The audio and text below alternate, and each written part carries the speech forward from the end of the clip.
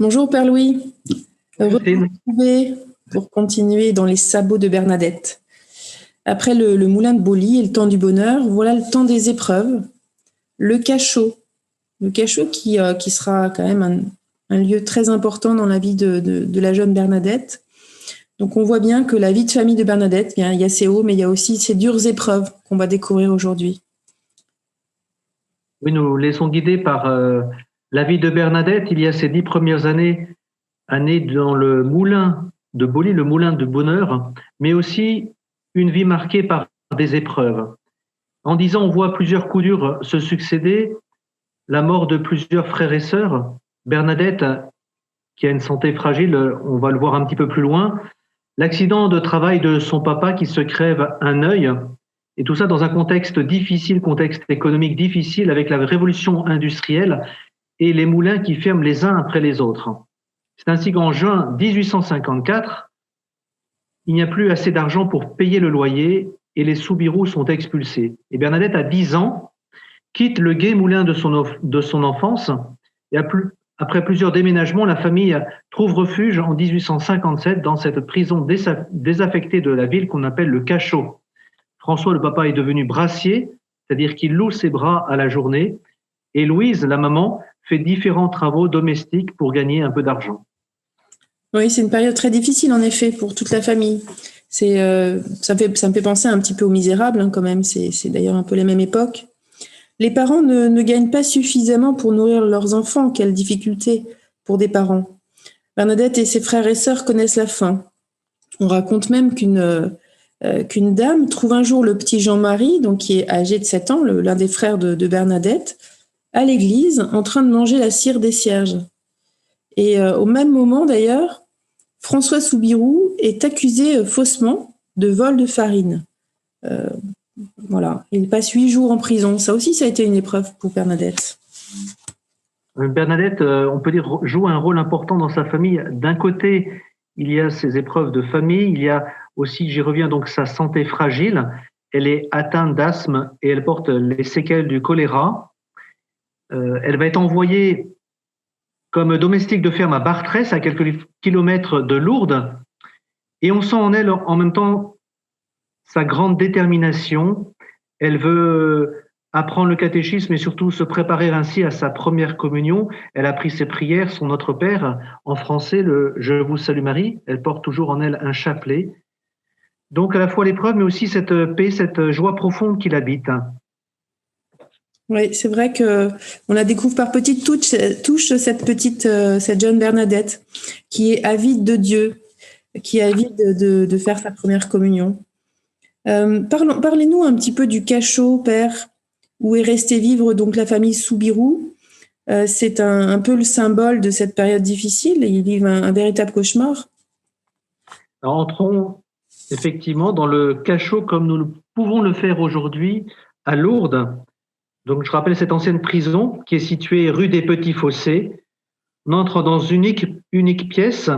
Donc, c'est là que Bernadette, qui a 14 ans, va vivre avec ses parents et ses 3 frères et sœurs encore vivants, Toinette, 11 ans, Jean-Marie, 7 ans et Justin, 3 ans.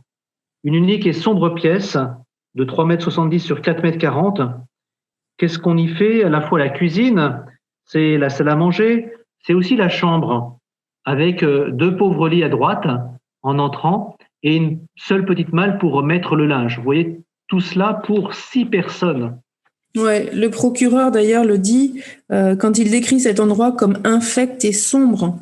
Et le propriétaire, lui, qui accepte de louer gratuitement hein, au Soubirous cette chambre, enfin cette pièce, la décrit comme étant noire et malsaine. Et voilà, il faut s'imaginer aussi les odeurs, la puanteur, qui sont liées au fait qu'il y a du fumier dans la cour. Ils auraient pu se décourager, ils auraient pu tomber encore plus dans la misère, mais la famille ne s'éloigne pas de Dieu, la foi les porte, cette confiance en la providence. On peut y lire une image de ce que le pape François appelle la sainteté ordinaire, cette sainteté qui nous permet d'avancer, de transfigurer les épreuves de la vie, d'être porté par l'espérance. Et je suis vraiment frappé par cette parole de Bernadette. Je pensais que quand Dieu le permet, il ne faut pas se révolter. Cette famille continue de s'aimer, de prier, et on a l'impression que rien ne peut briser leur solidarité familiale. Il y a beaucoup de témoignages qui ont été recueillis par des historiens, notamment à cette époque, dont Azin de Bernétas, qui nous dit « On est frappé lorsqu'on entre dans la maison Soubirous du même air de famille qui règne sur toutes les figures. La paix, l'innocence et le bonheur semblent ressortir des traits si placides qui les caractérisent tous. Et pourtant, ils sont dans l'indigence, selon toute l'étendue de l'expression. Que nous étions heureux au milieu de ces enfants bénis. » Oui, comment? Alors, on a souligné la foi, l'espérance qui porte cette famille. Je soulignerai aussi vraiment cette famille Soubirous qui se soutient. On se soutient mutuellement. On endure ensemble les coups durs de la vie. On s'entraîne à la confiance, sans révolte, avec courage, avec dignité, avec humilité. Voilà, alors, on peut se poser la question, je pose la question, Christine, et voilà, comment est-ce que pour nous, ça peut nous rejoindre, la famille Soubirous, l'attitude de cette famille, comment est-ce que ça peut résonner aujourd'hui dans notre vie, dans la vie des équipiers?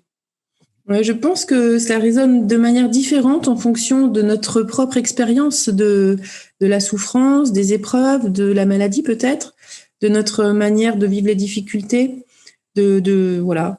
Et puis, je crois quand même que l'histoire des Soubirous est à remettre dans le contexte de l'époque, et malgré ça, il y a quand même des parallèles à faire avec notre vie aujourd'hui, avec ce soutien, cette solidarité dans les épreuves de la vie quotidienne. Pour nous, en tout cas pour moi, c'est vraiment un témoignage également de la force spirituelle que l'on peut trouver dans la prière. Et pour nous, équipiers, ça nous parle, de la prière, notamment dans l'oraison. Alors, c'est vrai que l'histoire de la famille Soubirous, c'est aussi l'histoire d'une descente sociale, professionnelle, humaine. Et ça n'a pas d'époque. On la trouve aussi aujourd'hui, cette descente, pour de nombreuses familles qui connaissent le chômage, la pauvreté, les pertes de repères, notamment pendant le Covid, perte de sens. Donc voilà, ça nous rejoint, c'est clair. Ce que vous dites, je dirais en un mot, là, voilà, c'est un peu tout ce qu'on connaît aujourd'hui dans nos vies personnelles, familiales, comme crise, ces crises, ces difficultés que nous rencontrons qui peuvent nous faire tomber. Alors voilà, comment on peut réagir dans ces épreuves-là. Vous avez parlé de la prière, effectivement, quelle est notre prière dans ces moments de psaumes? On est vraiment inspiré dans ces moments par les psaumes qui sont des appels vers le Seigneur. On cherche son secours, on met sa confiance en Dieu. Ça ne veut pas dire qu'on va être à l'abri des difficultés, mais ça veut dire qu'on accueille Dieu et Dieu va nous aider à avancer. La foi est-elle pour nous un moteur pour avancer? L'espérance, est-ce que la prière aussi nous aide dans ces moments? L'espérance et la foi. De quoi méditer ce mois-ci sur la force du couple, de la famille, de la prière. Merci beaucoup, Père, de nous avoir permis de découvrir un peu plus Bernadette et de voir en quoi elle résonne dans nos vies. Eh bien, on se retrouve le mois prochain pour découvrir un nouveau lieu dans la vie de Bernadette, un lieu qui abritera une belle rencontre, dont le retentissement sera majeur d'ailleurs dans la vie de Bernadette, mais également dans la vie de l'Église de France et de l'Église du monde. Donc, merci Père Louis, et puis à très bientôt. Merci Christine. Nous irons, je peux révéler, donc nous irons la prochaine fois à la grotte. Absolument.